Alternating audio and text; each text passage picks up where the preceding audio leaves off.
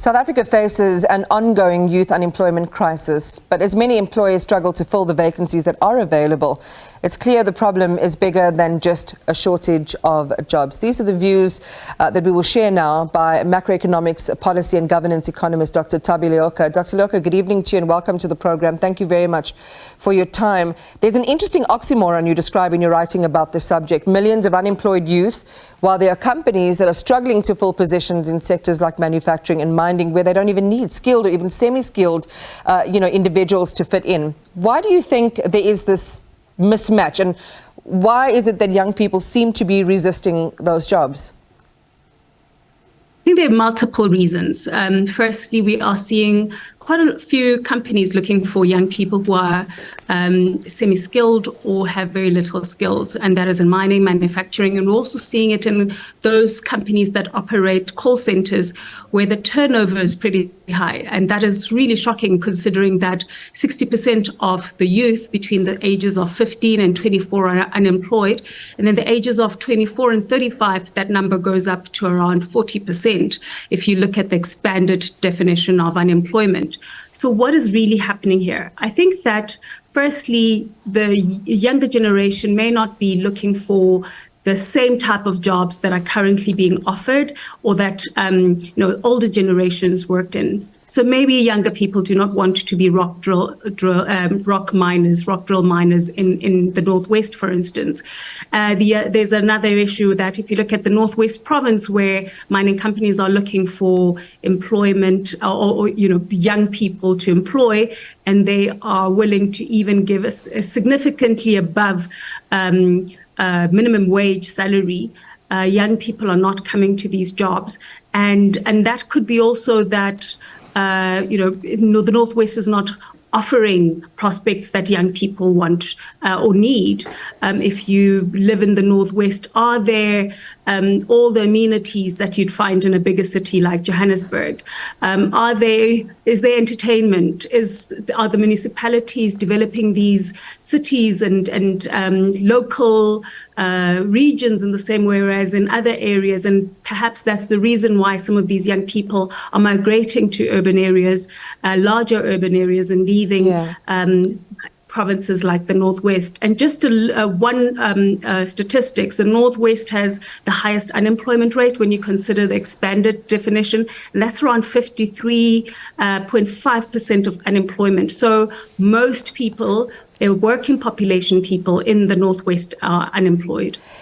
You know, as you're sharing that, there are so many different possibilities and scenarios that come to mind that beg a belief. It seems astonishing that in this environment of high unemployment, particularly youth unemployment, that young people, who could have a job are choosing not to for a variety of those reasons that you mentioned. Fulfillment, I suppose, being one of those things, being closer to places where they can feel stimulated and entertained, as you say. One would think, and this is probably using an anachronistic frame to encapsulate this, that poverty would be, more undesirable than being in a place that's boring. Am I simplifying this? Is this too reductionist? It is a little bit, because the data doesn't, the data shows you that people would rather live in squalor in Johannesburg than live in a rural area outside of Johannesburg in a different province. And that's because Johannesburg gives a sense of hope. There's something about, the aspirational city of Johannesburg, the lure of Johannesburg that you don't get in other provinces. So the hope is there versus being somewhere else where it's not really developed. Most people are unemployed. There's lack of hope and there's a lot of despair. So one of the things you warn about is that this could lead to a surge in AI. I'm talking about companies that can't find people to place. It might lead to a surge in AI and mechanization increasingly being introduced, and potentially then render, people who might be wanting those jobs, getting them even, remote or obsolete. Talk to us about that possibility.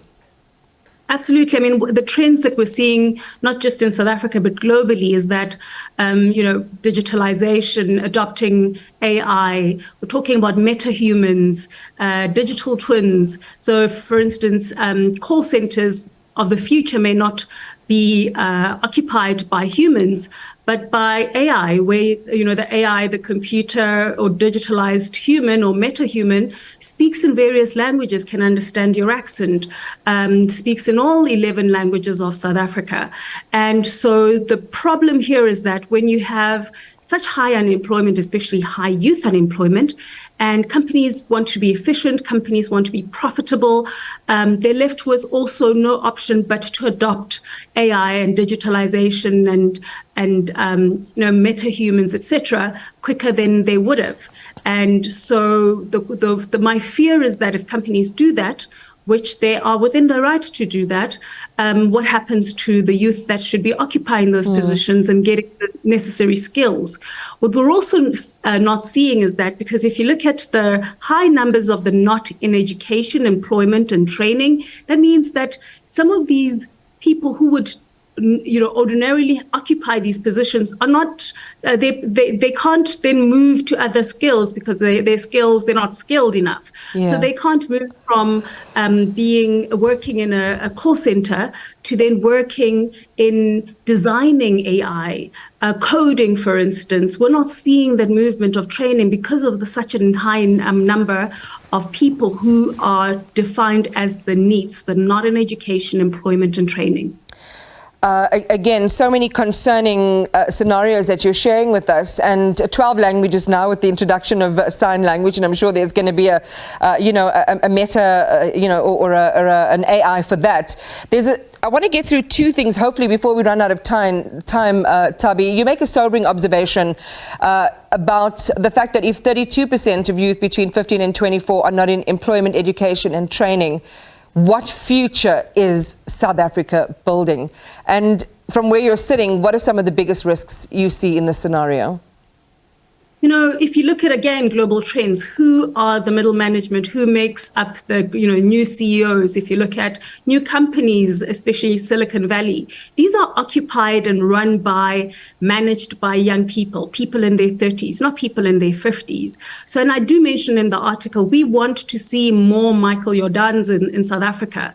We want to see future leaders, just like we do in Europe, where leaders, male and female, come from various backgrounds and are young people. And we are a young continent, we're a young country. We should be producing very young people who are innovative, who are smart, but we're not. And unfortunately, I feel like the system is failing our youth. And it just does, you pose the question, what happens to South African future? I'm just thinking about last week and the conclusion of BRICS. We saw a surge in deals and bilaterals after the summit ended. We trumpeted the availability of youth labor and resources as the opportunities the continent has. But it seems we're inadequately preparing these young people for jobs in the sectors where the opportunities are the biggest. And maybe it's too late for this cohort of young people in 15 to 24 right now, but are we continually setting them up for failure?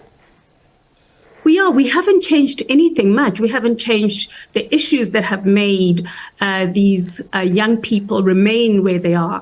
We haven't changed the education system. We haven't upskilled them. We still have, one major move between, or you have to go from matric to university to then get a job. There are lots of discussions around TVET colleges, but they're not up to standard. So we need to get a lot more training, a lot more innovation, a lot more promotion of entrepreneurs, and a lot more support for entrepreneurship. And we're not seeing that. We're talking about that, but if you ask the youth and you talk to the youth about what they really want, we're not supporting them. Dr. Thabi Leoka, thank you so much for talking to us tonight. Dr. Leoka is an expert in macroeconomics, policy and governance.